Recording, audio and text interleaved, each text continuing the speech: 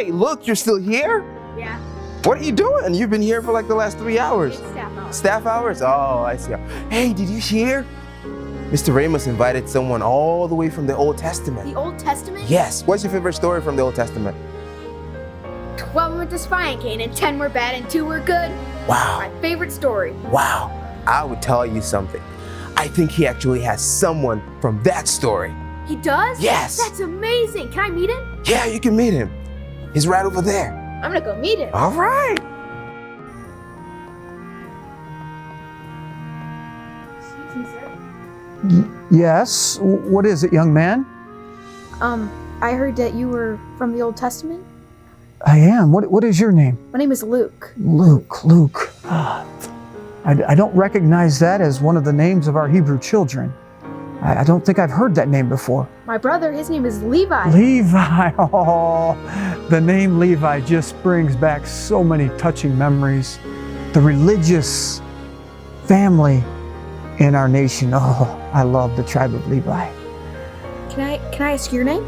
My name is Nahbi. I am of the tribe of Naphtali.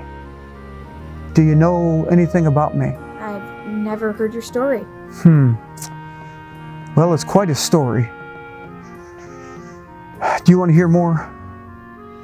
Yes. Weren't you like a slave in Egypt for a time? Oh, those bring back, in some ways, bittersweet memories. I remember the times my father would come home and some of the Egyptian taskmasters had taken their whips across his back again and again. And I remember he would come home in such pain, and my mother would have to take some rags and just soothe his back. It was so bad. And I remember getting so upset at those Egyptians and crying out and saying, "Where is God? Where is our God? Where is our God?"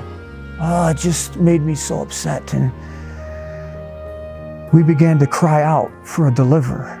And I'll never forget when he showed up. His name? Moses. Have you ever heard his name before? Yeah, didn't he turn a river to blood? Oh, I remember when he poured out some water in front of the great leader named Pharaoh. That was a pretty exciting moment. Then there's another time, frogs were everywhere, all over the land. And I'll tell you what, there were in Egyptians' houses, in their beds, in their sandals, in their cloaks. And we just laughed and laughed as kids. It was great. It was absolutely great. Lice, hail, cattle disease. God began to just completely destroy the land of Egypt. Wasn't there one more night where a lot of people died? You know what? You bring up an amazing thing. The people of Egypt and Pharaoh especially just kept hardening their heart. They would want the frogs to be gone. They would want the lice to be gone. They would want the thunders and all those things to be gone, but they would change their mind when Moses would come and say, "All right, the people of Israel, it's time for them to go." But I think one of the saddest nights ever in the history of the world was that particular night. We were told to take the blood of a lamb and put the blood around the doorposts of our door. And that night an angel was going to pass through the land of Egypt, and if it saw the blood, it would pass over. But the people of Egypt didn't believe in God, and that night, as I remember, the cries and the screams and the wails that came from every house in the land of Egypt where the firstborn died. And we went out of Egypt with a high hand, with a mighty arm, and God delivered us from the land of Egypt. Oh, those were just magnificent days. Wow, that's incredible. I wish I could have been there. It was great days, young man. But if there was one thing that would help me personally in my life, what would it be? Luke, you've presented a very good question. I'd like you to just take a seat, because I think this is important for us to just talk man to man. So we left Egypt, exciting times. It was supposed to be a short trip to where our next journey would begin, the land of Canaan. We had talked about it and talked about it and talked about it. We heard news that it was a land which flowed with milk and honey. The grapes, the clusters were just enormous. Anticipation was crazy in the camp of Israel. And then you wouldn't believe what happened. Moses and the leaders picked me to represent the tribe of Naphtali. We had men like Sether and Palti and Nahbi. I'm sorry, that was me. I had to throw my name in there again. And Gadi and Reuel and Joshua and Caleb. All those 2 men. What great men. But we were chosen.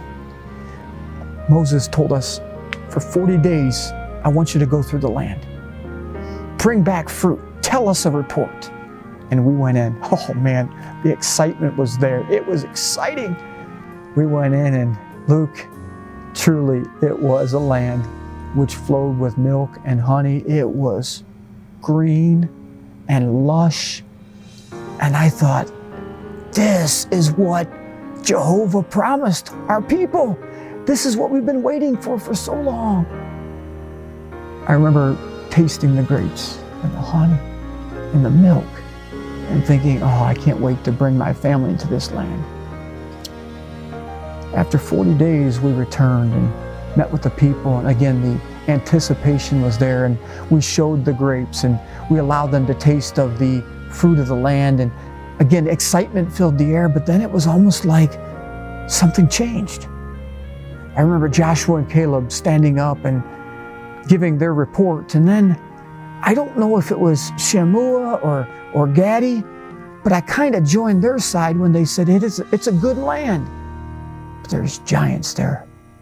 The sons of Anak, they're called the Anakims, and we were like little grasshoppers in their sight, and we began to talk amongst ourselves. Oh, I'm not taking my family into that land. Oh no, there's danger there. There's possibilities of them dying. We can't do it. And it was almost as if the excitement of our people just oozed right out. And it was almost like it was turned to anger. They began to pick up stones and began to get angry at our leader, ready to stone Joshua and Caleb. And Luke, that's kind of where it all changed. God looked down and said, my people did not trust me. They didn't believe me. They're not going into the land. And can I say, what was supposed to be a very short trip to the land of Canaan turned into 40 years of wandering with no purpose. I really don't want to go any further outside of this. You asked what I could give you to help you in your life. I think I can say it this way, very short, 2 words: trust God. I understand you have a book now that has loads of God's promises. Can I tell you, believe everyone. Trust everyone, because God is true to His word. Luke, please take it from Nahbi of Naphtali. Trust God.